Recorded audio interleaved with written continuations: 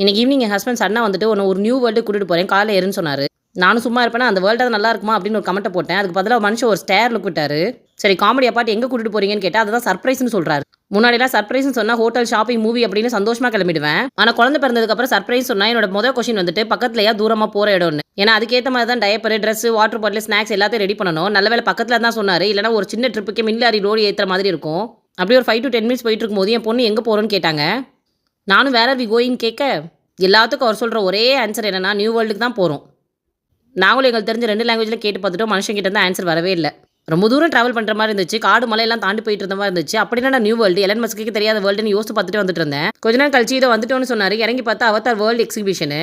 அட இதுதான் அவங்க நியூ வேர்ல்டான்னு சொல்லிட்டு அப்படியே டிக்கெட்டே வாங்கிட்டு உள்ளே போய் பார்த்தோம். உண்மையிலே உள்ளே ரொம்ப நல்லா இருந்துச்சுங்க. உள்ளே என்னென்ன இருந்துச்சு, நாங்கள் என்னென்னலாம் பார்த்தோம், என்னென்ன என்ஜாய் பண்ணோம் அப்படிங்கிறதெல்லாம் நெக்ஸ்ட் வீடியோவில் பார்க்கலாம். அது வரைக்கும் இது உங்களுக்கு சர்ப்ரைஸுங்க. நம்ம இம்மா நினச்சி சொல்கிற மாதிரி சேனலை சப்ஸ்கிரைப் பண்ண மறந்துடாதீங்க. அப்புறம் ரொம்ப ஃபீல் பண்ணுவீங்க. நெக்ஸ்ட் வீடியோவில் உங்களை அந்த வேர்ல்டுக்கே கூட்டு போகிறேன். அன்டில் தென் வச்சா.